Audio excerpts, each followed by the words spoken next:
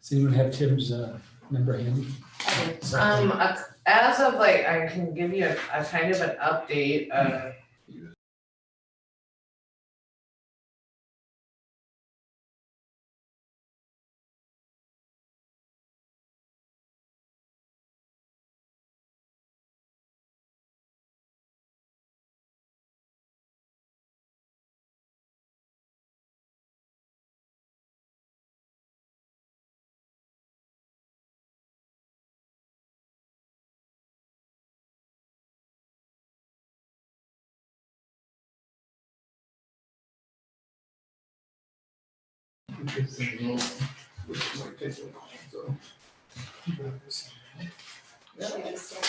She saw it on Facebook. There's a couple of discussions here towards the end. Yeah, people want, my husband dies now, there, people watch my kids, that's something to do that. People, Yeah, it's, you know, there's just a couple of comments. Vámonos. Force, and orders. Vámonos. Let's, as soon as I get this thing ready, I'm ready to go too. Actually, that my clock says 3 minutes, so. The internet clock.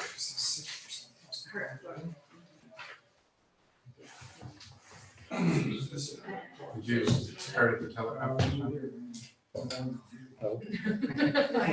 Do we have any, Statements. Do we have other people? It's the staff that chooses to call in. Oh, Welcome to the GCI Conference Center. Thank you. Please enter your access code. Thank you. Please stand by. If you are the chairperson, press the star key now. Please enter your chairperson passcode and press enter. You will now be placed into conference. There are 2 participants in the conference.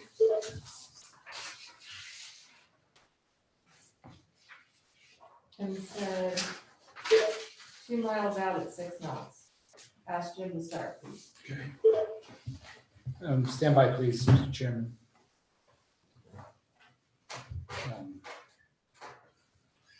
You asked me if you found any fish? Is Chanel, did she call in? She won't be here tonight. Oh. She called in. This is the Craig City Council meeting of Thursday, September 3rd, 2020. Ready? Brian, all set? Okay, we'll call the meeting to order. John, would you please call the roll?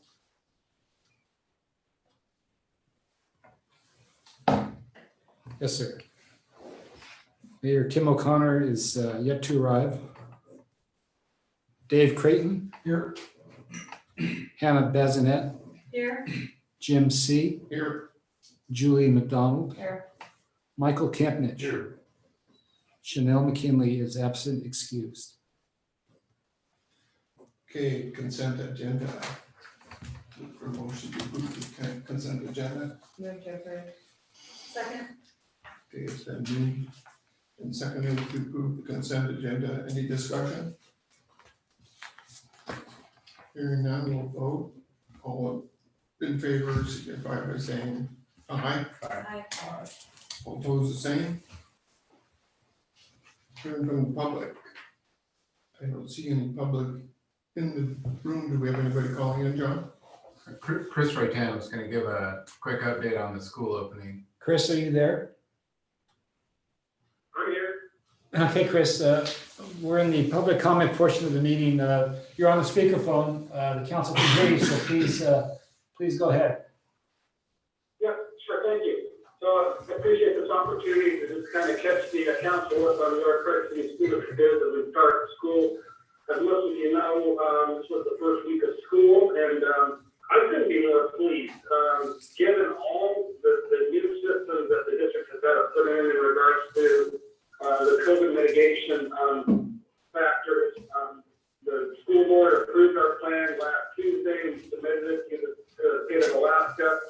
They've also approved it and we're moving forward, and things are going well. I mean, the start of school is always difficult as things come up. Given what's going on, it's been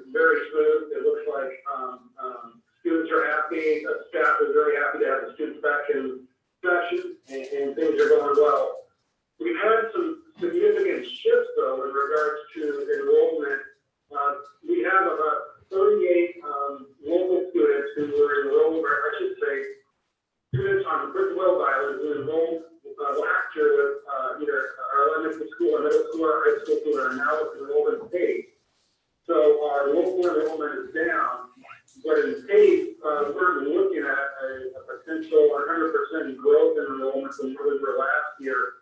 We were funded at 319 students last year.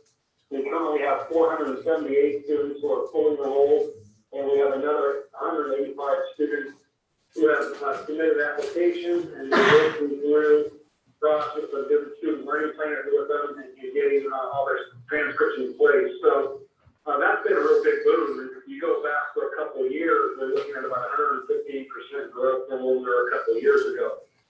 Now, I don't think we'll keep all the families and students that are enrolled this year. There's a good chunk of them who are just looking for continuity. And so they want to just make sure that where their student starts, it just stays that way for the school year, and they don't want to have to work through, but we're in low risk and have to move to high risk and go to distance delivery.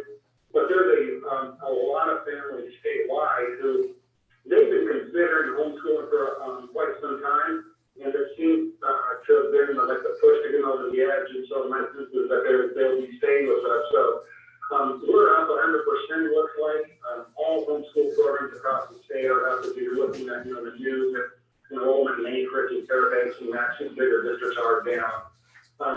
Beyond that, we're still looking at seems like sports will go on at least for now. We're unsure, at the high school level, if there will really be kind of a Southeast Region 5 2A season for most of our sports. But if we can stay low risk here on the island, at least we'll be able to have games with our other communities and potentially mental catalysts because they're low risk. I'm unsure right now where Wrangell is. They have some cases there. Petersburg seems to be in low risk, and that's kind of a case by case basis as each of the season comes up. Right now, we're in cross country. Volleyball is still scheduled to start later this month. Wrestling has been pushed back into November as a potential start date as wrestling even takes place. And at the high school level, looking at me pushing basketball back as well to give us some more time. So the activity of sports is still a little bit up in the air, but we will move forward as long as we're low risk here and seeing community that we might have an event scheduled with their low risk, that event that takes place. The city, what might happen is we can't have a full gym, for the spectators, and so we haven't made the final decision there, but some of the conversation we've had is that the event will allow direct parents or guardians to come in, and of course it will be streamed on our system as well, so people can watch at home. Beyond that, things are going very well. You look around the state and some of the headaches that our districts are having to endure and work through. Luckily, we're not there at this point, and we're very fortunate that we're in low risk from the island, and that we can have our kids in session, and things are going very well. So at this point, I will open it up to the council for whatever questions they might have. Any questions from the council? Don't think so. Thank you very much for your report, Chris.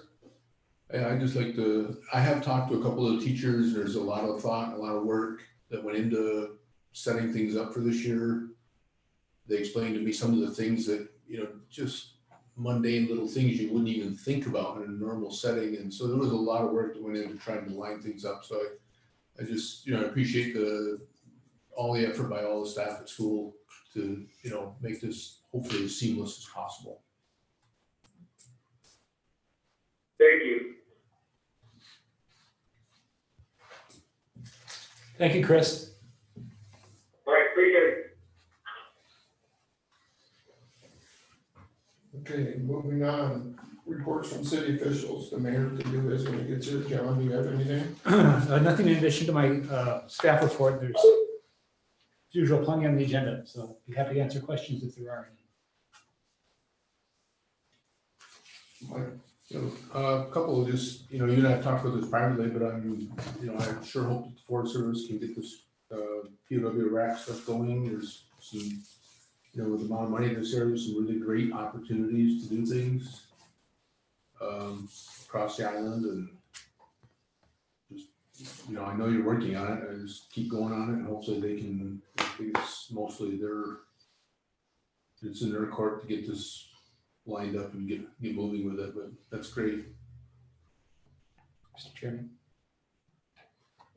On that note, I will add that the membership of this body is rigidly structured under federal law. So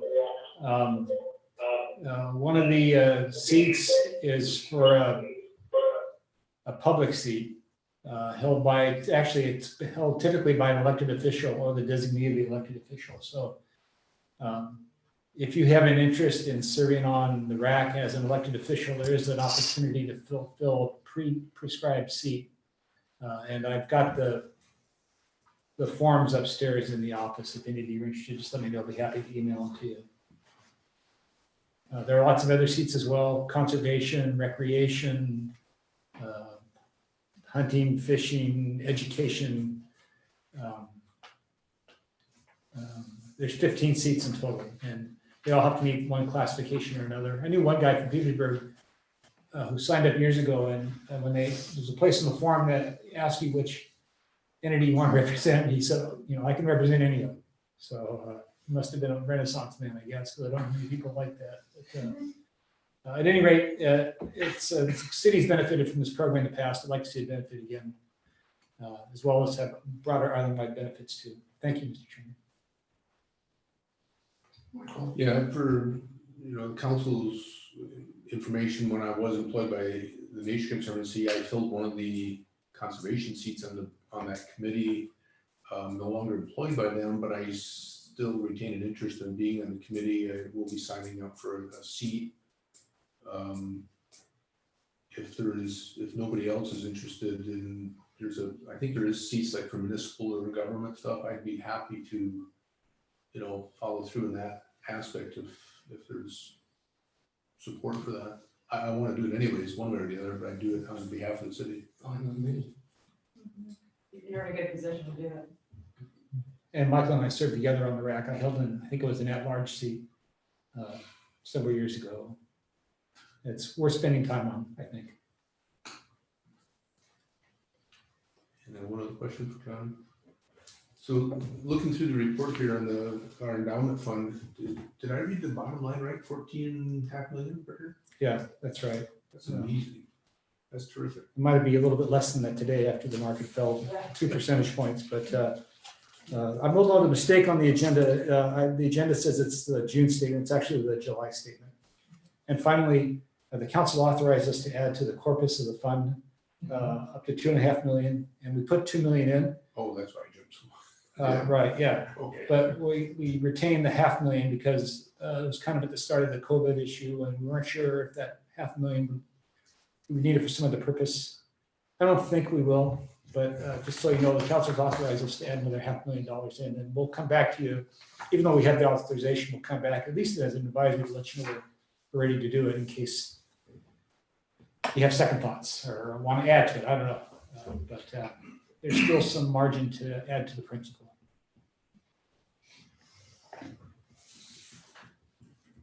Okay, thank you, John. Treasurer?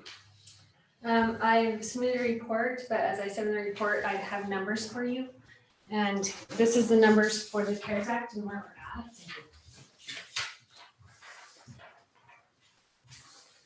So looking at it, to me, it made sense on the spreadsheet, but it probably doesn't to you. The first row that starts at 440,000, that is our expenses and what we have paid out. And then the next row over is where we started with our first payment we received. And the first reimbursement that we drew from that account was the 472,000. And then on August 28th, I did a second one. So we now have done 715,000, and we only needed to do 703,000 to hit our 80% mark. So we're now able to now go apply and get the second payment. And that is 442 or 442,000, yeah. So that's where we're at on that. If you have any other questions, I'd be happy to answer them. Any questions for the treasurer? Thank you for this. Welcome. For county manager, I submitted a written report and I'd be happy to answer any questions. Just want to add, it's been kind of nutty this week, so. Yeah. Did you have one, Jill? I had one question. I appreciate you've had a lot going on between COVID and the construction and getting it up and going. So I appreciate what you're doing. I appreciate the schedule and getting it going. I just had one question. Is there a plan to have open swim again any mornings? I'm sorry? Because usually there was like a toddler time in the morning. There is toddler time, so what happened was, I threw together that schedule and completely forgot to put tot time on there. It's still going on. Oh, okay. It just, so I printed out about 75 schedules. Mhm. When I reprint again, tot time will be back on there.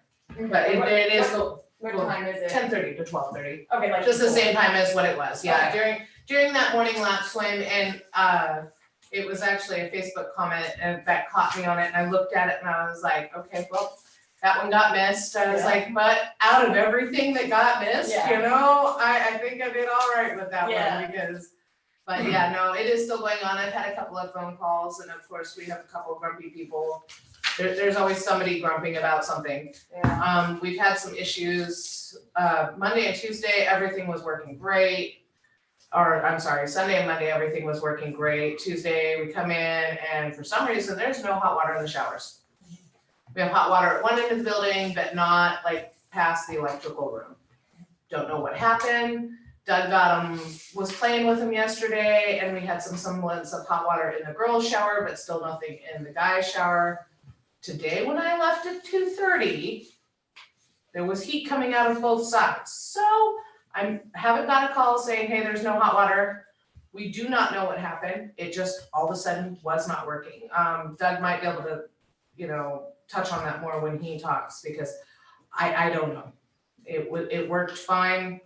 When we did our training on Monday, all of us were showering after the training, and then Tuesday morning, it just wasn't, On the plus side, it kind of kept people out of the showers and kept them rotating through the locker rooms. Not as busy as what I was expecting it to be. I was expecting to get hammered because pool's open. Didn't get hammered. Fitness room has actually been incredibly slow. The pool's been the busy one. So not too many people grumping about the hot tub or the sauna, except for the fact that, I had a group of 5 come in that all wanted to go sit in the sauna, and that's not okay because they're not the same household. They weren't even really friends, but they didn't want to wait around, and we have kind of tried to put a half an hour limit on if there's anybody waiting, so we can get people through. So far, just other than that group, it's been all right, so. People are getting really understanding about coming in with a mask on. We did have a grumpy person today. They literally have to wear their mask for like 5 seconds. I mean, it's really not that long enough to come through the door and let me zap you, and then you can take your mask off. But we're getting through it. Training the new employees, and hopefully we'll just keep on going. Looks really nice up there. I'm trying to figure out what the different composition is in the deck. So I ordered Rhino Top for the deck paint and the locker room paint. It's the exact same paint, just 2 different colors. And for some reason, the locker room paint starts and I wanna say it's because the water has settled spots. But I've already gotta go into the girls' locker room over this 3-day weekend and do a touch-up spot in a couple of spots, because as soon as I hit it with the hose on Tuesday, it started to peel up, and I saw it Wednesday morning, and I was like, but the locker rooms always go before the deck goes, and it's all the exact same paint. And I've asked the company and they can't tell me anything. I'm like, it's just that gray paint. It does, maybe we put more sanitizer in the bathrooms than we do on the deck or something of the sort, but yeah. And we're going. Good, anything else? Thank you. Okay, no city clerk, city planner, anything besides what's already I got coming up later? plenty on the agenda tonight, so I'm gonna pass unless there's questions. Okay, fire EMS coordinator, is Minnie on tonight? She's not, she's excused tonight, Okay, Mr. Chairman, and she'll be, her position will be on the agenda for formal council appointment at the next meeting. okay. And then the clue is the harbor master available, was he? No, He's out of town, he's excused Ms. Hans, are you on? Looks like that. Okay, librarian is next then. I submitted a written report. I'd be happy to answer any questions. I will add one kind of cool thing that, Alaska State Library is, setting all of Alaska libraries that are interested, setting us up with, our own Zoom account. So it'll be free for us and we'll be able to start, maybe working on some Zoom programming, which feels kind of daunting, but, anything's better than nothing. So, I'm gonna be doing that training tomorrow and working on getting some stuff going through that, and I'd be happy to answer any questions. Great. Any questions? Looks like not. Thank you. Thank you. So RJ's gone and he did submit a report. He did, So written we're report. good there. Parks and Rec, you there, Victoria? Yes, I am.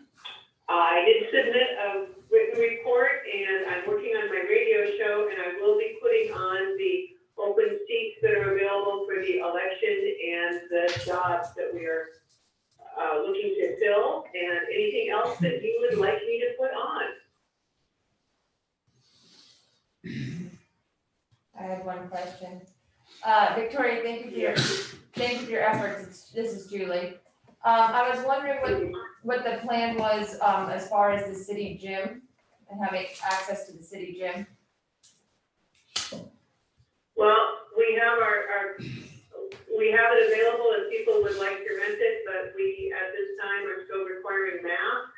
We are not doing the bounce houses because I know we can keep them, sanitized. They're just too big.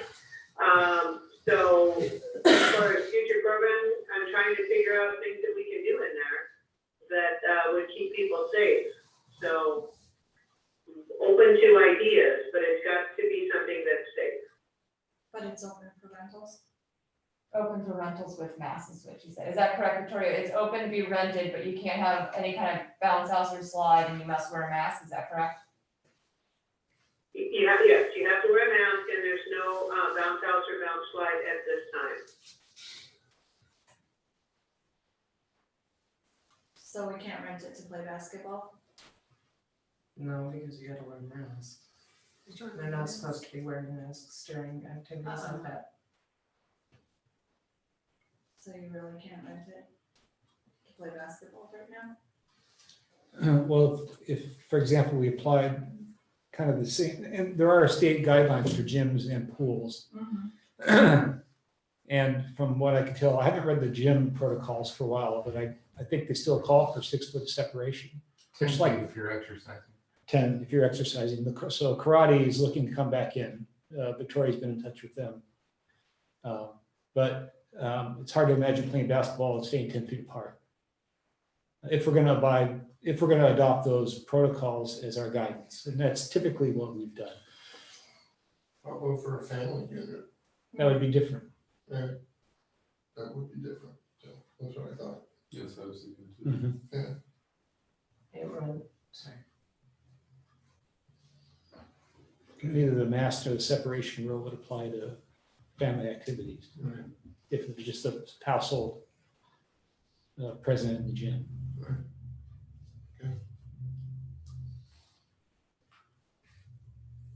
Anything else for Victoria? Thank you, Victoria. Public Works Director. I've submitted a report as required. Be more than happy to answer any questions that you've got concerning that report.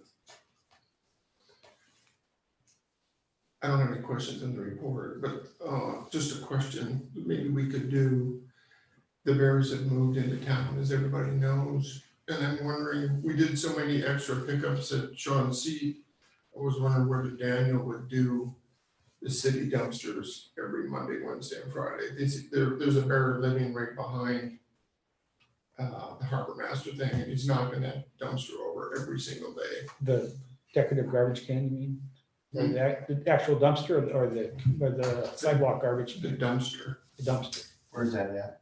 It's right by where Hans and them park. Okay. And there's a couple other ones they've been getting pretty regular in town too. I know in my backyard, last Sunday and then again this week. Yep, we can make an effort to pick the city dumpsters up, every pickup day for the week, if that's what you want me to do. Right, I mean, if they continue to knock them over, I think it would be in our best interest to just save everybody a big hassle. We've been picking up like North Cove, every day. And then, of course, when the harbors calls us, like this morning, at the boat haul out, the dumpster had gotten emptied by bears. And so we went out and picked the trash up there and emptied that can. And I had Daniel go through town and pick up some of the troubled areas, potentially. But yeah, we can isolate those city dumpsters, so to speak, and pick them up 3 days a week if that's what you'd like me to do. Yeah, I think as long as the bears are gonna be here, we might as well help ourselves out a little bit. But Has anybody identified any other city dumpsters? Jim's just mentioned one at the harbor master office. Are there others that come to mind? The business dumpsters, Newville City got hit. I've been hit twice. Newville's got regular cans, he doesn't have dumpsters. Oh, This one was dumped over the other day, but I'm not sure whether it was the wind or the one at daycare. And that was the same day I saw the bear, but the stuff wasn't strewn around. It was relatively easy to get backed up, but I was walking by it, so. Bear got everybody on Sunnyside, drug it all up to the Mormon church, and the people above knew that, not mine. My dogs are too mean. I don't know, they're determined that right after they put the bear-proof ones in, they pushed all the bear-proof ones over up onto their end, and so they came in and put on a little pad in, and they haven't pushed them over, but they're trying. Like, we hear them at night, trying to push them over. Yeah, they got all my neighbors. Those cans were outside.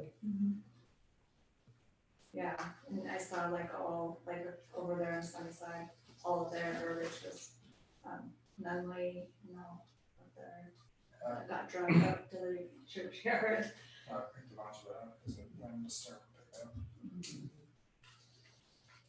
Okay, anything else from Russell? It's nice to see the bear dumpsters in the front seat though. I Yeah, forgot to put comments on it, so thank you. Yeah. No, great idea. Thank you, Russell. Thank you. Public Facilities Director. Down there, Doug? Doug Ward, you there?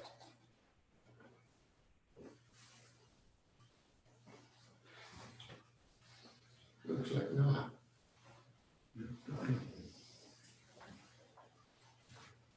Okay, we'll move on to reading of correspondence. Anybody have anything they want to pull out of there? I think we good to go on to unfinished business. Okay, we'll move on. No resolutions or ordinances or unfinished business. Update on COVID-19 response. So there's a memo in the packet. There's really not a whole lot to add to the memo. I haven't gotten the testing numbers from the medical providers this week, so I don't have an update on those numbers, but I imagine we're up to about 2,100 total tests. There has not been any additional reported cases on Prince of Wales as of today, so those numbers haven't changed. You may be seeing in the newspaper articles or on the DHSS data hub additional cases in the Prince of Wales Hyder census area, and we've been trying to educate the public and remind folks that that census area includes Metlakatla, Port Alexander, Cake, and Hyder, Port Alexander, Cake. In that island. And yeah, and so there has been a number of cases recently in Cake, and those are counted on the state standard as part of the Prince of Wales Hyder census area. But the actual Prince of Wales numbers have not changed from the total of 10 positive cases that we've had now. That's been the total for the last couple of weeks. Okay, any questions on that for Brian? We're good with that? We're good? Okay, we're gonna move on to the individual and family assistance funding. So I know that the last couple of meetings, or a few meetings, several meetings, we've been talking about how to use some of the CARES money. Just as much for my sake as the council's sake, tried to kind of do a quick synopsis of the programs that the council has funded and that are out there. And there has been a couple of questions from the nonprofits that we gave money to about how strictly we wanted to apply the Craig resident status to any assistance that's given through Power or the Child Care Center or HOPE, which are the three nonprofits that the council approved funds for that are supposed to benefit individuals and families. The Child Care Center and Power started assistance as of September 1st, and I gave them instructions in the interim to strictly interpret the Craig residency. So they're only offering that extra assistance right now to Craig residents. But I did want the council to weigh in on what your feelings are, whether you want that fairly strictly interpreted by the nonprofits or more broadly interpreted in terms of how they use the money for just Craig residents, whether or not that would include Port St. Nicholas folks, whether or not that would include other Prince of Wales communities. So just looking for a little bit of guidance in that direction to give to the nonprofits. Other than that, I'd be happy. Go right ahead. Okay. I know Kawak and all the other cities got their own money. So I would prefer for it to remain personally for citizens of Craig. And Port St. Nicholas people could have gotten a big chunk of change had they ever gotten it together and done a community association. The other two community associations both got a nice chunk of change. So I'm not inclined, especially after all the fight we just had with them and how much money it cost us with this lawsuit, to do it for Port St. Nicholas people. That's just me, but I think, the other towns, if there are a lot of people that use power from Kawak and other places, but there's no reason they couldn't choose to send a piece of their pie up to Power to distribute for them. Right. They all have money, but I don't know that, I have no clue what anybody else is doing. I haven't been paying attention. I would just add, Jim, that right at that point in the conversation, I've encouraged the nonprofits to reach out to the other communities and tell them exactly that these services could also be available. Each community could fund and could restrict it to benefits to residents of their community. I've also offered the nonprofits to provide the documentation that we put together to the other communities that they can take it and modify it specific to their community. So I have had that discussion with the nonprofits. Okay, that's kind of where I stand with it. I don't know where anybody else is, but the one thing is that I can't remember exactly what Hope asked for in their distribution thing, but that one's a little bit different maybe than the other ones to be able to jump on board. As one of the first board people on the whole thing, my heart lies with that organization for the amount of good that they do. So not that, Power does too. And I've been part of that since the beginning, basically.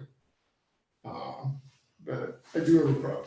The other cities have an equal amount of money based on their thing to help put into this problem. So I'd like to see them contribute, but I'll shut up now. I agree with what Jim was saying in regards to the other communities having money to do similar. I'm not inclined to exclude St. Nick. I feel like the intent of this money is to help people. Putting such a tight boundary on it, I don't think you're gonna get a ton of applicants from the St. Nick area anyway. Some probably, but the the whole point of this is just to help people out. If those people need help, then I'm inclined to do so.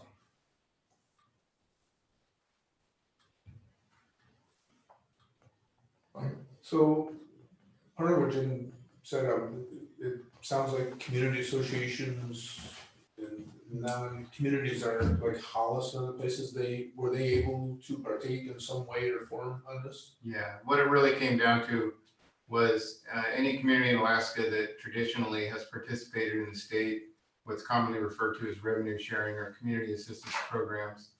And traditionally, that has included some amount of money for homeowners associations or community associations for unincorporated communities. The distribution of CARES Act funding, I don't know if it was universal, but at least all of the ones I looked at on Prince of Wales, either the homeowners association or community association was eligible for $75,000 worth of CARES Act funding. So Hollis, Nocatee, Big Salt, Clawalk Lake. I'm sorry, there's probably 2 or 3 others on Prince of Wales that aren't coming to mind. And the bigger section, I would imagine they all qualify. Yes, I believe they did. In the Basin City. Whale Pass Yeah. is a city, Right. so they were paid under a different formula. Okay, but there's still one way or the other, pretty much everybody on the island had some kind of standing meeting other than St. Nick. Yes, I think that's probably correct. I think there are probably a couple of other unincorporated areas on the island that don't, they're really spread out areas, but yeah, generally any community, whether they're an incorporated city or not on Prince of Wales, was eligible for some amount of CARES money. I'll finish off by saying I'm not real, St. Nick's been frustrating in some aspects, but my focus would go towards the people who need help. So if there are people out there, I would limit to St. Nick and say that if there is opportunity to help somebody that needs it, I'm comfortable with that. Is Clawalk giving out, the city of Clawalk doing this for their nonprofits and things like that? Do we know? I really don't know officially, since Leslie left especially, I'm not sure. I know that officials at the city of Clark told me they were focusing at least part of their efforts on acquiring ambulances with their CARES money. But I'm not familiar with any attempt by the city of Clark to make other distributions. I'm just not aware of it. So if Clawalk had a daycare and they asked us for money, would we be giving the Clawalk daycare money? None of our programs would cover that, right? Like if they asked, they had a nonprofit daycare in Clawalk and they asked us for a donation, we're not set up to give a donation to them under any of ours, right? Programs?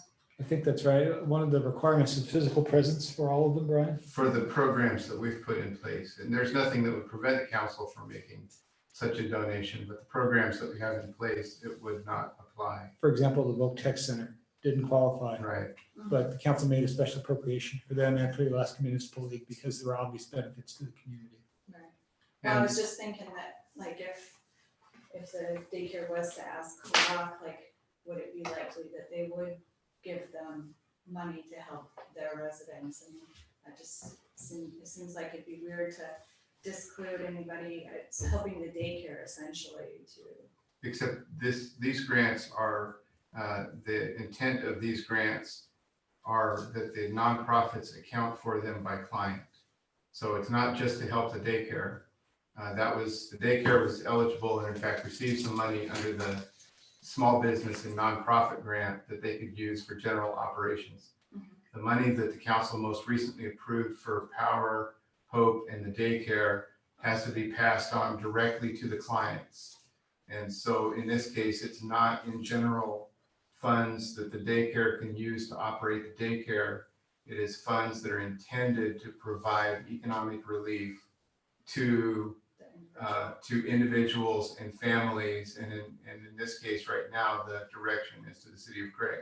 So to answer your earlier question, right now, none of our programs would make a daycare and co-op eligible for funding. However, the council could choose to make a donation. It could be a general donation, or it could be a donation specifically to provide relief for Craig resident families that use those services. So they could ask for that kind of relief for their Yes. co-op residents, gotcha. Yes, That's what I was exactly. trying to That's figure out, precisely like, it. Okay, Right, Cloak should have gotten about 3/4 of the amount of money that we did, right, or 2/3 based on About right. population. About right. So is it gonna be able to buy a lot more than a couple of ambulances with the money? Go ahead. There might be a middle ground here. So some food for thought. For the programs that the council has generously funded for the nonprofits, Child Care Center, Power, Hope, those tend to have an island-wide reach anyway. And it may just be in keeping with that thought that maybe the council chooses not to restrict those funds, but the ones that are more specific, like the rent relief, mortgage relief, the electrical assistance with power bills, those I think conceptually are easy to envision a more local and community-based benefit. So that's something to think about as well.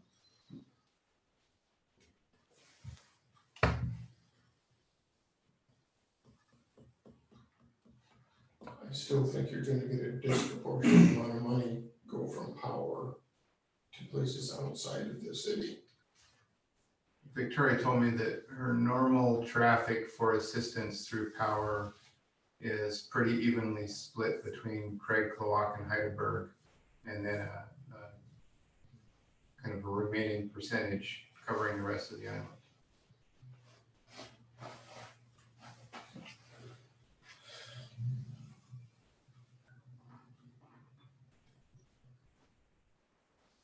Yeah, I think there's some relevance to what John suggested. The nonprofit organizations are lined up to help, and traditionally helped island-wide, and, I think I'd be comfortable with continuing that, even with the CARES money. But on the more specific things, as he suggested, I'm basically comfortable with his outline, personally. I would also add, if it helps for the discussion, that the amounts of assistance so far are relatively low per case. So Power thus far has served 2 clients using the CARES money at about $325, I'm sorry, about $750 between the two of them. So about $375 per assistance. The Child Care Center just submitted invoices for subsidized childcare for the first 3 families, and they're applying a $200 monthly subsidy to those childcare bills. So those are not great big numbers. And if it helps in the discussion, as John said, I can certainly see someone getting some limited amount of assistance at Power for their electric bill or rent relief, but if they're a Craig resident, being eligible for additional assistance through one of these targeted programs.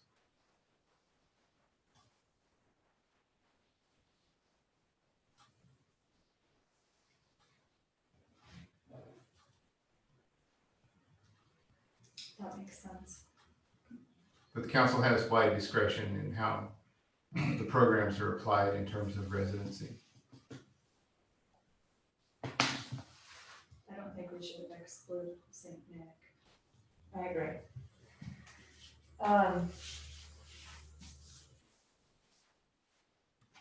This is a hard one, because, I wanna be, the money was given for Craig, and like we've said, other areas have been given the money.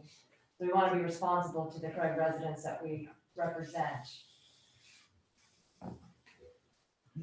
I don't think you're gonna miss anybody Yeah, by including Saint Nick. I yeah, don't think any Craig resident is gonna be shut down, Harmed. turned Yeah. away. Go ahead, John. So just no, this is probably a low risk, but once we draw the line, once we erase the city limit boundary line, we may not legally be able to stop at St. Nick. It might be an equal protection issue Yeah, using Yes. public money. yeah, that's what, Um, That was my next question. So it's like our senior sales tax card. We either have to provide exemption for just Craig residents or all residents in the state of Alaska who, otherwise qualify by age. so what, But the risk is probably low of getting litigated on the point, but it's something you should keep in mind. I think John's suggestion was wise on the non-for-profit. Going ahead and opening it up, and then if it becomes, I mean, we've capped how much we're giving out, so if it becomes an issue, if we need to give further, then we could cap it on Craig residents, but for now, is that correct? Yeah, the council can decide how much to appropriate to any given program. Is there, I don't remember, is there anything about if you've already received money, CARES money for this specific thing?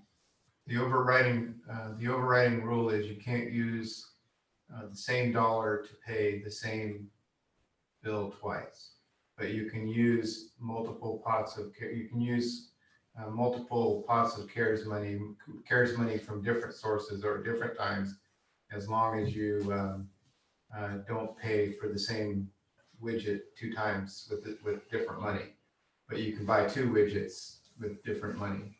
So if the council chooses at some point in the future to appropriate additional money for childcare, for example, as long as, and the child care center is doing a good job of tracking the subsidy for a particular month. So they can then track the subsidy for a different month using different money or additionally appropriated money. Does that answer the question? Yeah.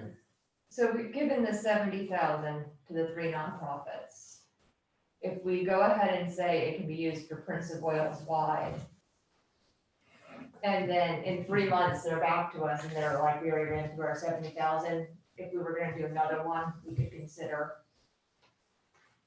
Changing. changing it and restricting it to correct. My feeling would be to go ahead and allow this that we allocated to be island-wide. And then if we find that all of a sudden we're just flying through it and we need to give more, then if we have to do it again because it just went out, at that point, it might be to the detriment of our correct residents. So at that point, if we had to give more, then we could restrict it. But at this point, open it up. I agree. I'd like to see the other cities contributing, but the money's designed to help people. It's a small proportion of what we're giving out. And there are areas that may have been missed and they're, like St. Nick. So that would be my inclination.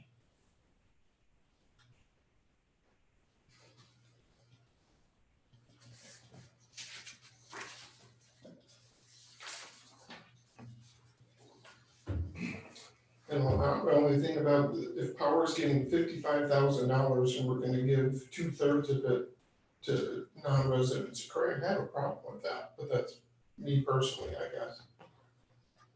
Cause that's what you just said, you said it's a third here and basically the other 2/3 goes to other places that have their own money to give away. Where does Power General get their funding from? Is it mostly just Craig? Or is it only Craig? I couldn't speak to that. They obviously they have the donation box up in the building if you buy something. And they get donations, cash donations occasionally from individuals and organizations. Honestly, Hannah, I don't. Victoria, are you on the line? Yes, I am.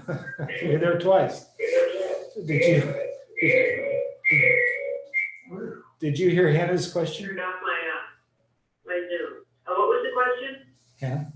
Where, as for funding, like what percent of it comes from Craig specifically for Power? Comes from what? What percentage of your funding comes from Craig I have no idea. You don't we- get donations from other places on the island, is what I mean? We get donations from all over. We just got 4 pallets of food. We get money from Waterfall. I just was given $1,000 towards the roof yesterday from a charter company that's based in Craig, but they live out of state. We were given money from Petro, the Chamber of Commerce.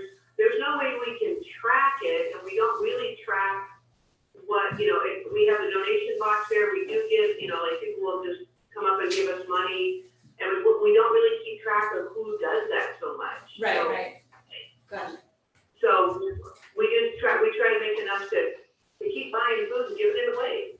Right. I just was wondering if you were getting it, I mean, if donations were coming in island-wide, wasn't just Craig Oh, specific. Yeah, we do get things from, we get actual physical donations, we get money donations from people all over the island, and additional donations too. People are really generous. That's why we've been going since 1989. Mhm. Yeah.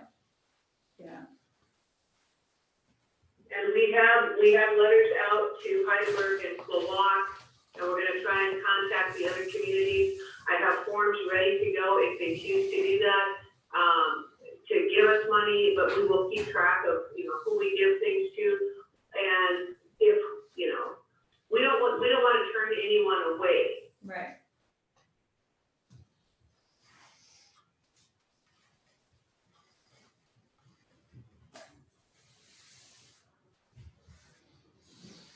Any other questions?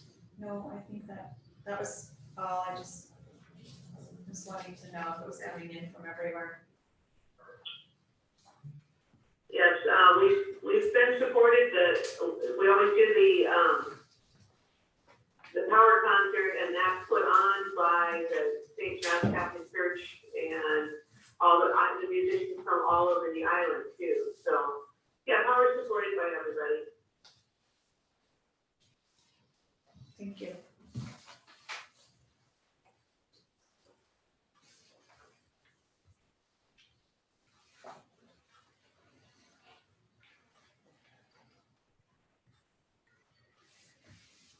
I don't know if you've given clear direction on that or not. Include what? I don't know if we've given clear direction on that or not. Who this should include? I'm believing city residents and the people of St. Nick, and that would be the limit. And John made up the point, you can say it more eloquently than me, about when we expand to St. Nick, but not everybody, what's the proper terminology? Equal protection. There may be an equal protection issue once we leave the city limits. I think the risk is, like I said, it's low, but it's hard to legally justify excluding someone outside, one party outside the city limits and not another. Could use the same justification you use for the extraterritorial fees. Well, then you're divided, that's only part of, yeah. Is there one solution? One solution. Is that what we all up?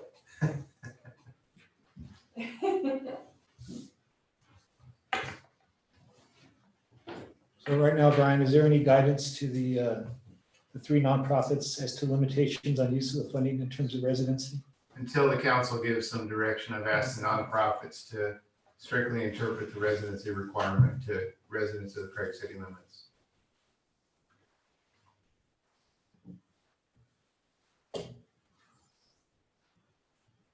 Looking for direction on that. Probably a motion would be in order, so the council can take a definitive action on it.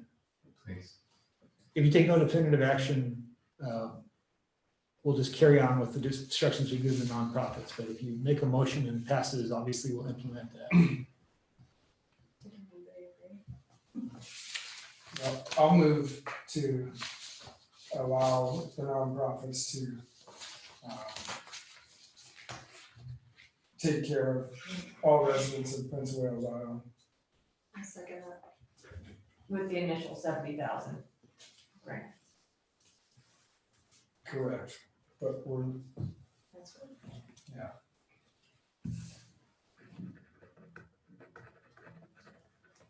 And he seconded it. Yes. Hmm.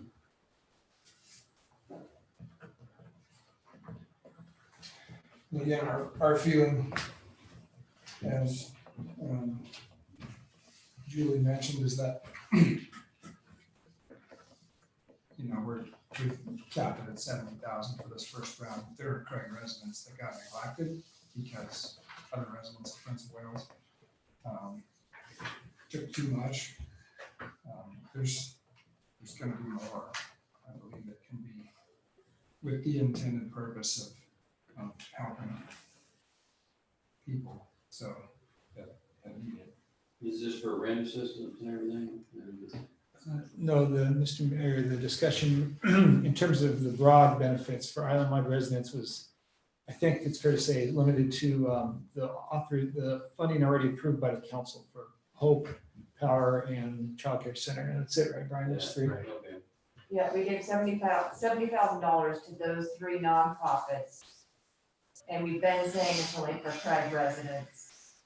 However, there are people like St. Nick and maybe possibly other areas that did not get CARES Act money, or I think one of the cities, I think it was Kaufman or somebody returned it. So I kind of, my inclination was, it's a relatively small amount of money. Open it up, help island wide, but then if in 3 months or something, they've already run through all of it and it's being disproportionately, we're seeing them running through it too quickly and we need to do it again. Because so much went out, when we do it again, we restrict it to Craig. But at least initially, get it to the people who might need it. So remind me again, what was Power allowed to do with this money? Which, Power's purpose is to kind of provide the same assistance they traditionally have. So it will supplement their food bank and maybe allow for some additional food distribution, specifically with CARES money. And then there are other assistance programs kind of run a wide range from utility and fuel assistance to rental assistance, emergency medical assistance. They really kind of look at the needs on a case-by-case basis. And their philosophy is generally to limit the number of times a person can request any kind of assistance through Power. But the type of assistance that person can request is pretty broad. So it's not for Victoria's new roof? This money is not. Oh, come on. All right, the motion's been made to approve that 70,000 for island-wide use of the nonprofit money. You guys want to vote on it now or more discussion? I'm ready to vote. Ready? Okay, all in favor of giving them that money, signify by aye. Aye. Nay? nay, We have 1 nay. it passes for sure. Motion passes. Thank you, Council. And I'll make sure if the nonprofits come back for additional funds that I put that as a separate discussion so the council can make decisions about how wide it's distributed. And thank you for passing on our forms and stuff and encouraging the other towns as well. And I'll also ask the nonprofits to continue to do that. I would keep noting that.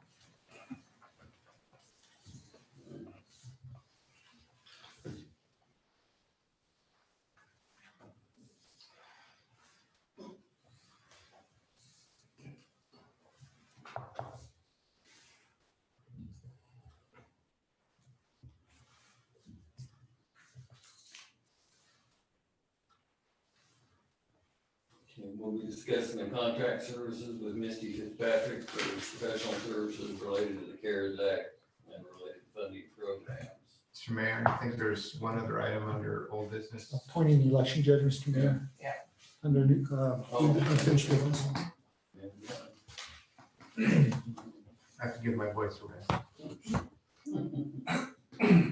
Okay, sorry about that. You jump there a little bit.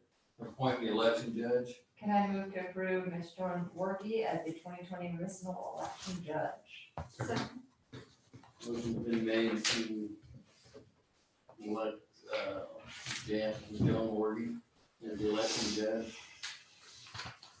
Any discussion on this? Okay, all in favor? Signify by Aye. opposed? None opposed?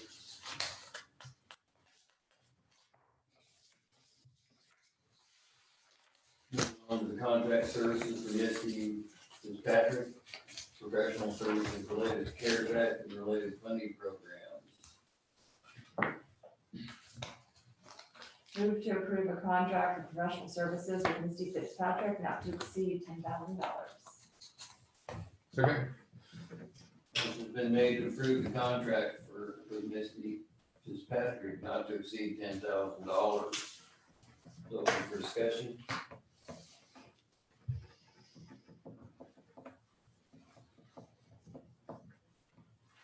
Mainly a little bit of a cry for help, but I'm happy to answer any questions. I think you kind of went over everything last. Yeah, I heard it coming in. If there's no discussion, we'll vote on it then. All in favor, signify by aye. Aye. Opposed? None? Thank you.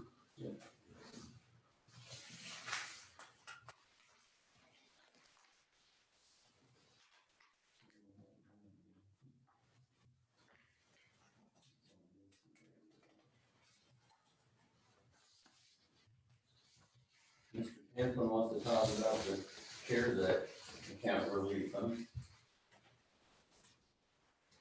The electric utility assistance. Oh, yeah. It looks different than it does on my phone. Oh. So, Mr. Mayor, I've kind of floated this discussion at the last council meeting. I've had some more discussions with AT&T, and they're more than happy to help.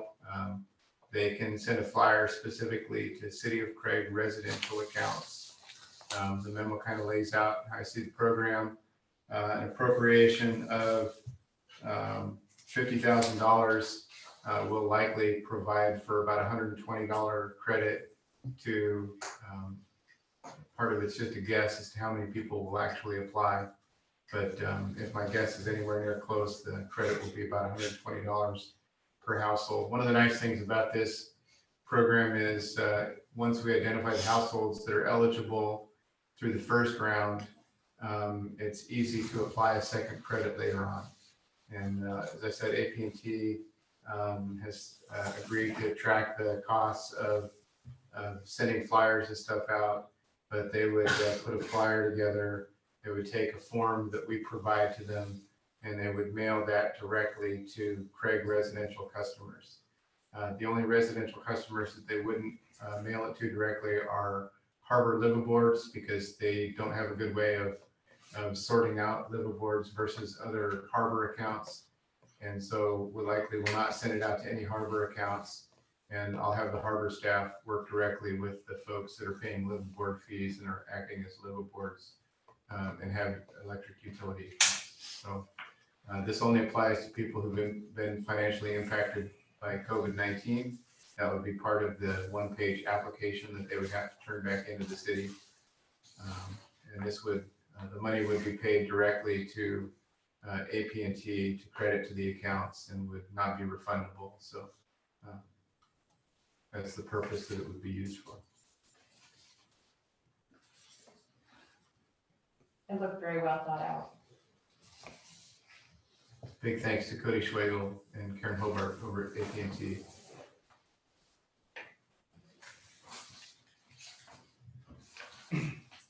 I'll move to approve the residential electrical account relief for Craig residents. Appropriate up to $50,000 for the CARES Act fund. Second.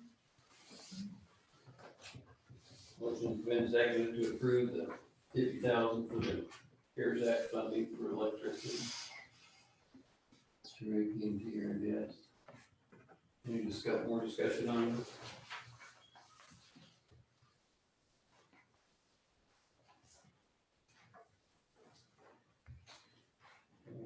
All in favor?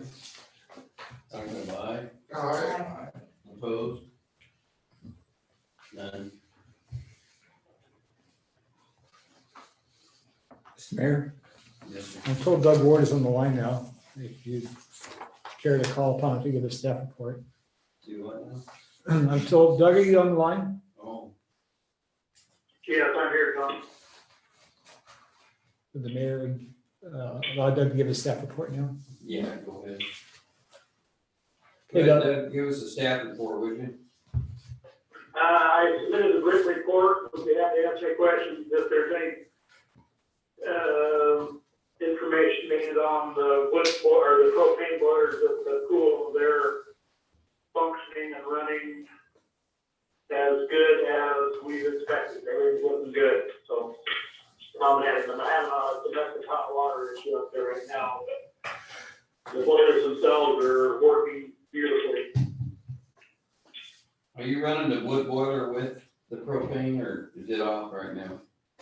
It's still down, it's still requiring some major, annual maintenance. We're waiting on a big, fan we're replacing this year. It should be arriving soon. We hope to have it up probably end of October, Okay, is what we generally shoot for. okay.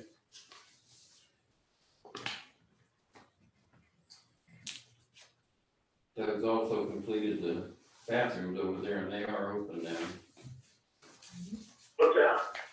I was telling them you finished those bathrooms over there and they are open now. Oh, yeah. So. All right, Doug, thanks. Yep.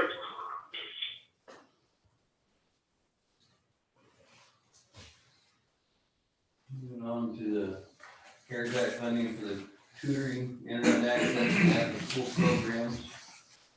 You want to upgrade us on that, Brian? Sure. So, Mr. Mayor, it's really two separate issues. One is to provide, as you probably have heard and guessed, there's kind of a mix of how the school students are accessing school this year, and part of that will depend from time to time on changes that are made based on COVID-19 cases and the low and high risk categories that the school has changes the method of instruction that they use.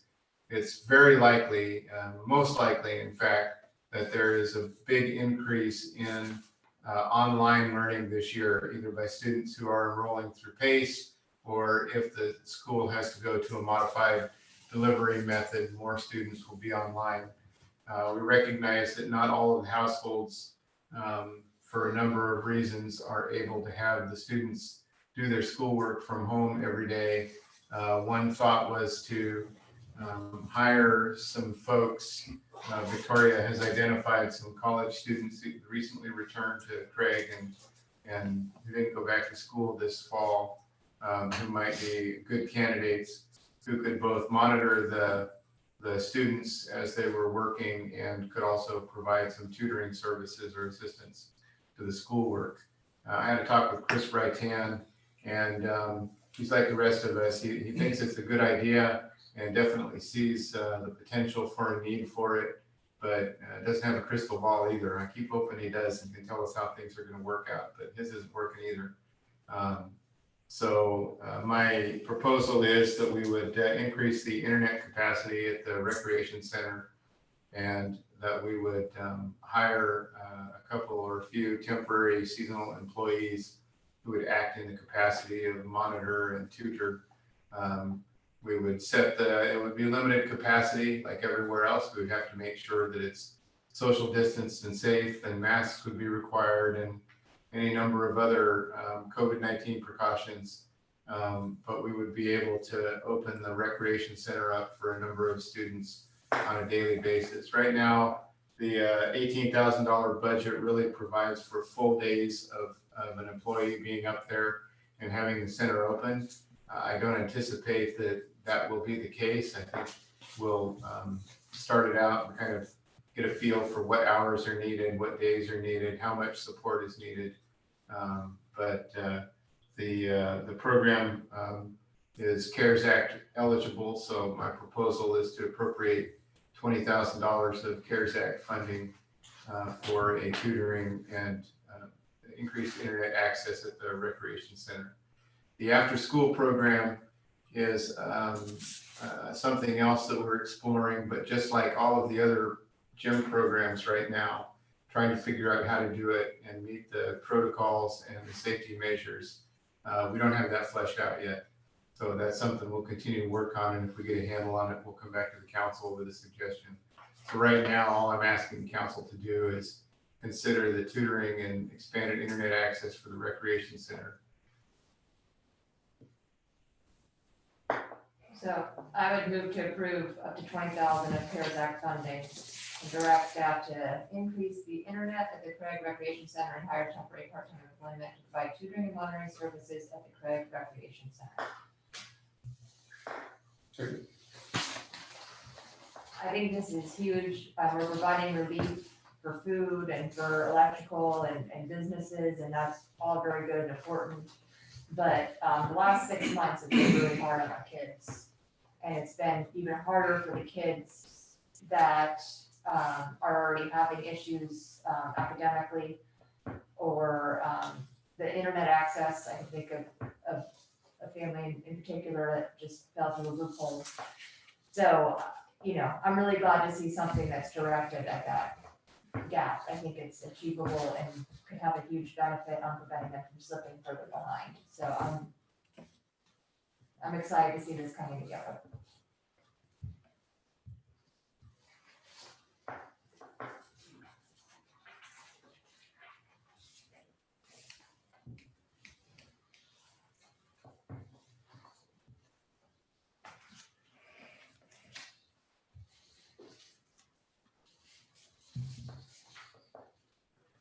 You made a motion and you seconded it. And any more discussion on that?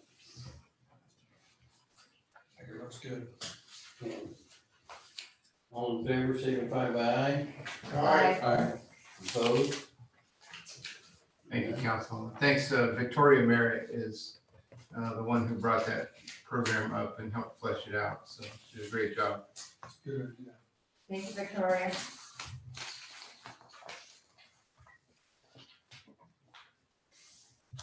Thank you.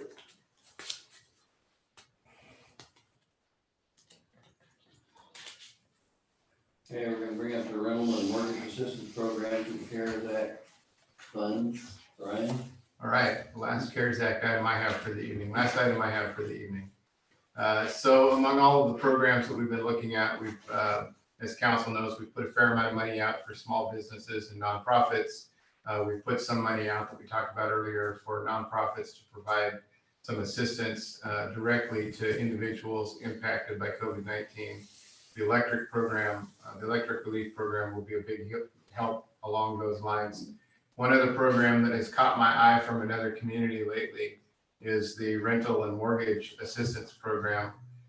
Community Connections was running this program for Ketchikan, and I've had some discussions with Bess Clark about how the program was running over there, and they felt that it went very well and was very well received. The conversation was positive enough to me that I wanted to at least bring it to the council for consideration. So this would be, again, this would be a direct assistance program intended to provide relief to Craig residents. It would be an eligibility-based program where folks would have to have been financially impacted by COVID-19 and would have to have some explanation of how those financial impacts have made it difficult or impossible for them to pay their residential rent or mortgage. In addition, if we move forward with a program like this, I would want to see the residents benefit, not the landlords necessarily. The idea is that those residents that are paying the rent would be the ones to see it benefit. So for all rentals, we would work with the landlords to make sure, we would allow for the credits, but we would want to make sure that, that those are, that they go the right, that the residents who are paying rent see the benefit of those, just like with the electrical program. The amount of money that would be allocated for the program is really up in the air. I did just kind of scratch in the back of the envelope. There are about 470 households in Craig, give or take, based on the 2010 census. If 400 of those applied, and we applied a $250 credit, it'd run about $100,000 in CARES Act money. It could be a smaller amount than that, or we could appropriate a larger amount, or we could appropriate on more than one chunk of money. So the application that Ketchikan used, that Community Connections was managing for them, is fairly simple to fill out, but certainly more complicated and in-depth than what we've been doing.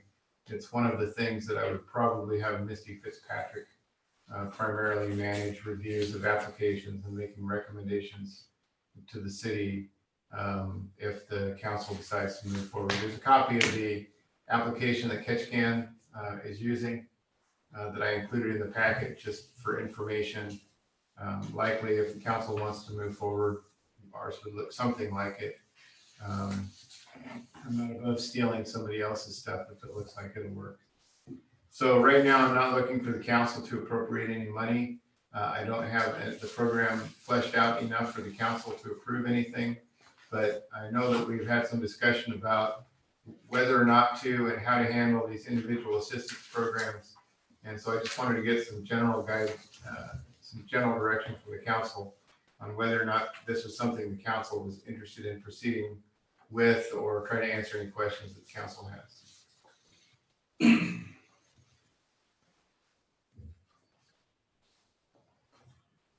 Council?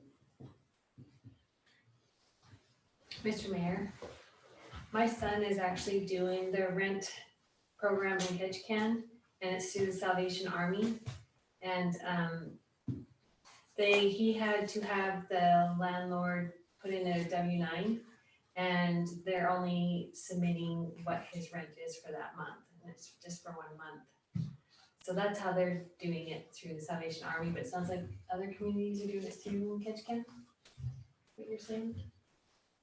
Yeah. Community Connections is managing the program for both Ketchikan Gateway Borough and for a couple of communities inside the borough. So I don't know if that's what you're saying, that it helps my son pay a month of rent, but and benefit him. I was just gonna say, I don't think the application looks complicated at all. I think it asks all the right questions. And, gets right to how you're impacted.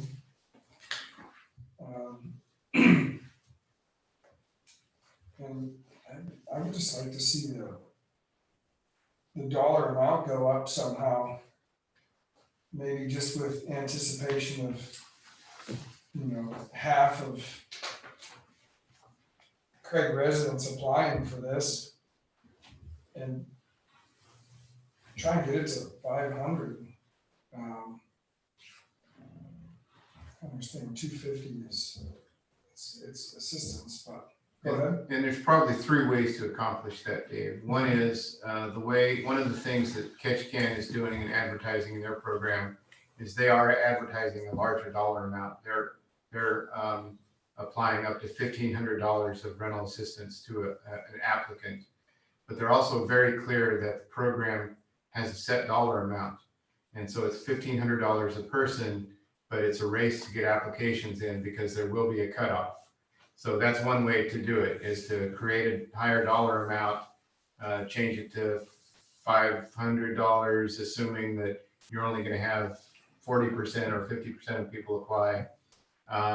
But then you cut off anybody that applies after the money runs out. The second way would be to leave it a little bit open-ended, set an appropriated amount of money and then have that divided out by how many people apply. So if you do really only have 40% of the people apply, they would get more assistance than if you have 80% of people that are, apply. The third way would be to start, like we've done with some of the other programs, to start with an appropriation, and then the council can make a decision when we approve the grants to either reduce all of the funding amounts based on the amount of money that's available, or to appropriate additional money. So there are some ways to increase the dollar amount. The 250 was just kind of a placeholder to show what that would cost if a majority of the households in Craig applied for assistance. But there are other ways to increase the dollar amount. I like the $500 with door number 3, option 3. It was one we've used in that. What percentage of residents do you estimate would be applying? You know, I don't even know where to start, Tim. The number that I've given at 400 is, I think, really high. You know, that's 70%, which I think is, I think it more realistically probably in the sub 50% range. If you were tying me down and beating me up to get a guess, that would probably be it. Somewhere in the 35 to 50%. I think you're not too far off there. If I can see just by the application, you're looking at 30%. You know, there's a lot of people that were able to keep their jobs, so in this community, I can't imagine. I mean, they gotta show what they made and compared to what they lost and all that kind of stuff, so, I mean, you have to have a loss in order to get this money. It's just if you work the same amount, you don't qualify under this. For many of the other programs, we have a much broader and simpler matrix for determining whether you're impacted by COVID-19. If we go with something like Catch-A-Can application for a rental assistance or mortgage assistance program, yeah, it's much more detailed, and it asks you to demonstrate not only that you were impacted, but how those impacts put you in a position where you can't pay your rent or mortgage, et cetera, et cetera. Can they get the same kind of assistance through power though too? They can, although based on our earlier discussion, I think two things apply. One is obviously everyone is eligible for none of the money. None of the money can be used, the same dollar used to pay exactly the same bill. But this would be a way to increase benefits to Craig residents that even if you could get it through power would not be available. And I haven't decided. I'm completely open as to whether rental assistance at power would exclude someone from this program, or if they were to get $300 worth of rental assistance from power, $500 is still, you know, most of our rentals, $800 is not going to cover a month's rent. And so it's conceivable if you're a city resident and have been impacted and have a need, that you could get rental assistance both from power and from this program, and it would still only apply to a single month's rent. Right. I have a question. Can this be applied to lot rent for the people that show on seat rather than if they're renting a whole house? I don't see why not. That was what I was thinking. There's no set there's no set parameters for a program like this. So we could certainly, in whatever program we offer, include trailer space rent as an approved expense. Right, some people own their trailer, but their main expense is the $450 a month to somebody else, so. Yeah.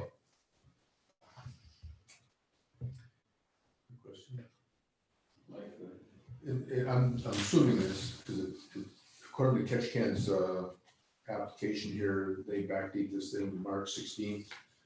I know that in like, whenever this kind of started going, there was people that were laid off for a month or two who have since become reemployed, but did have a loss of income and which would have affected their ability to pay.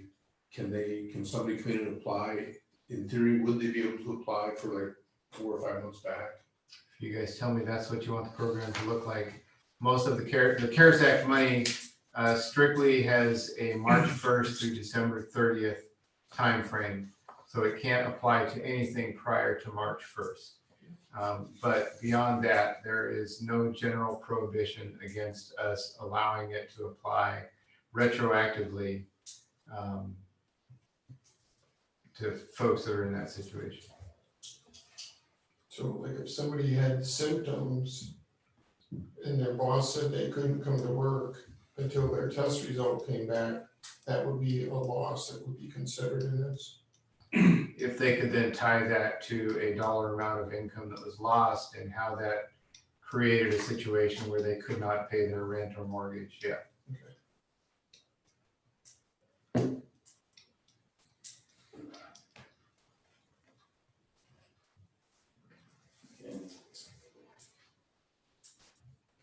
So again, I'm not looking for an appropriation or any formal action, just to know whether or not the council generally wants us to proceed with this program. I think so, I think 500 would be better. With a cap for this whole program. I agree. Yeah, I don't see you getting 50%, so I think 500 should work just fine. I can adjust if needed, but I like it, and I like the application Catch Can has going. And I think the people that actually fill this application out, they're gonna be the ones that need the help and it'll reach the right people that way. All right, I will, we'll plan on bringing a more fleshed out program back to the council for approval, along with a recommended dollar amount at a future council meeting.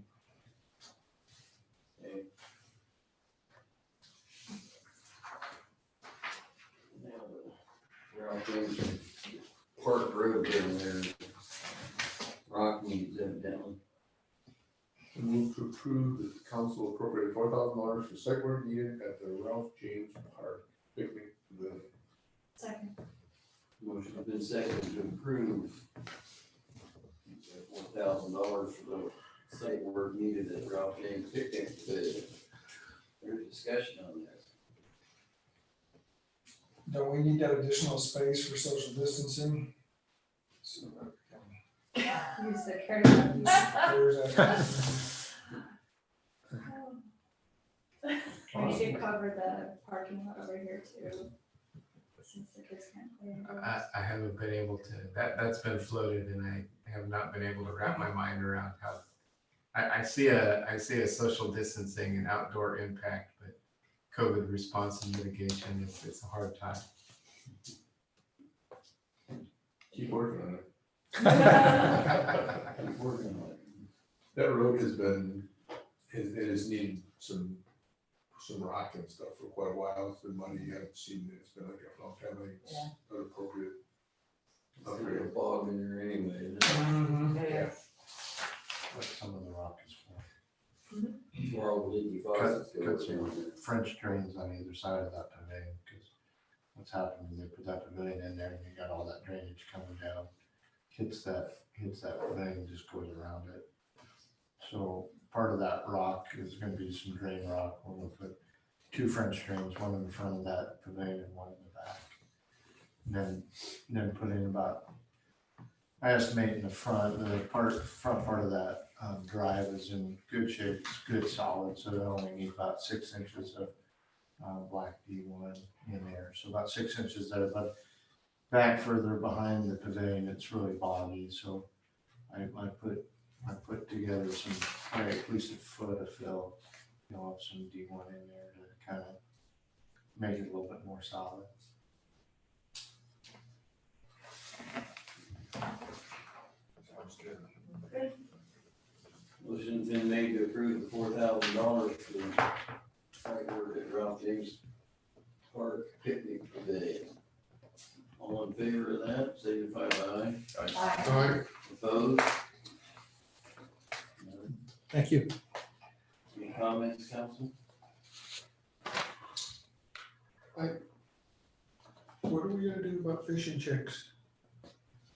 I'm still working on it. I had a correspondence with the city attorney about it yesterday, email correspondence. And because I had asked him some questions about the other research he'd done for us. He said he would, in order to answer my questions, he would have to do a little more digging into the history of the issue. So I told him I wanted to do that. Well, my opinion is CDA doesn't own that. But then again, that's the same thing I talked about before. They could buy Thompson House. And if they get a different administration in, that could turn into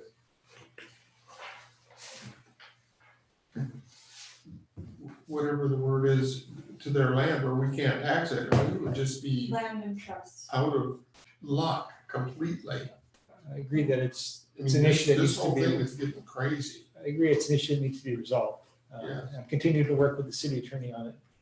The land and trust only goes to that parcel of land though. They're trying to get that done where they're putting in the other building, because they bought that land, and if they buy other land where they're building the apartment. Track 18, they attempted. Yes, they're trying to They do were that. denied, they attempted Yes, they it did. 2 years ago. Mhm. I thought they were only putting the one, because the BIA came here and talked to us on all the whole process and everything, I remember that. They tried to put it in trust, and they will continue to do that. So like I said, I am continuing to work with the city attorney on it. At some point, I'll have to come back to you with an update, maybe an executive session, I'm not sure. I just feel to understand the motivation. Other than not wanting to do the paperwork, it's not even a burden on them. They even applied and got COVID money from us, which really sticks in my craw. It needs to be resolved, yes. If that sort of stuff continues, it's gonna eventually impact city services, what we will be able to provide and not provide. Like fire, EMS, everything. It could affect our bottom line of being able to do what we do if they continue throughout the community to stop paying taxes. So, We are dependent on tax revenue. there you go. So, all right. Any more comments? And I guess you just would have come in under hearing from the public. We have the letter from Jan, it wasn't our agenda, but I know we had talked about, she suggested here, what the thoughts are on maybe assigning seat rather than an open election. I know we'd asked for a little bit of background on that. I haven't done that yet. Okay, I know there's a lot going on. The more the thing about our letter here is perplexing. I don't understand. How would you have to build the new email address for elections? I'm a little bit not quite sure what that is referencing. I was unsure too, and someone on staff suggested to me that it might be because the email address would be councilca@craigak.com rather than Right. the individual's name. Oh, okay. Right. I can see that possibly, yes.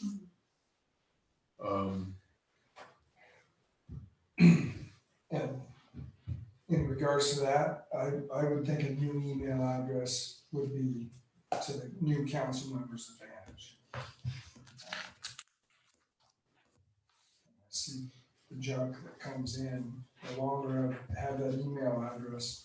I've never looked at mine. I don't know. I don't even know how to get into it, because I don't have the iPad, so.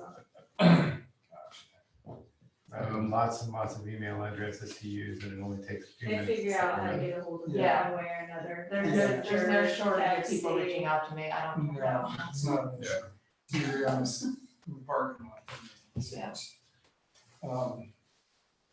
I don't understand the motivation behind this. I guess I do kind of get that, if you have 3 people running and 3 seats to be filled, then, you have 3 seats that will be filled in, if it's done the way it's done currently versus if you have 3 people running for seat A and 0 running for seat B and C, then you end up with one person gets appointed to A and seats B and C sit vacant. So with the current enrollment and recruitment, I see it only as being a disadvantage. Maybe applying to larger communities? Am I misinterpreting it, or? Well, it's definitely not anything we can do for this election, because we're already too far into the process, but it can, it can be something that we look into for our next election. And I promised in response to a comment from Michael Yeah, that I'd do some research and come back to the council. I also owe you a proposal for our utility rates that I promised when we do the budget. I haven't had a chance to get that started yet too, so there's a couple of things I need to get done and get to you in the near future. Personally, I'm not pressuring you, I was more asking her questions here. I know there's a lot going on, and we'll get to it eventually. Basically, we have a year almost now to kind of work on it, so it's not a big deal. I understand the email address thing now. And then the second thing she's suggesting is that, supporting internet access, that'd be tough to do financially, because then there might be I could see that broadens who might be interested in that. There'd be more thought needs to go into that as well. But since it was on here as a comment, I want to bring both of them up. That's it, thank you.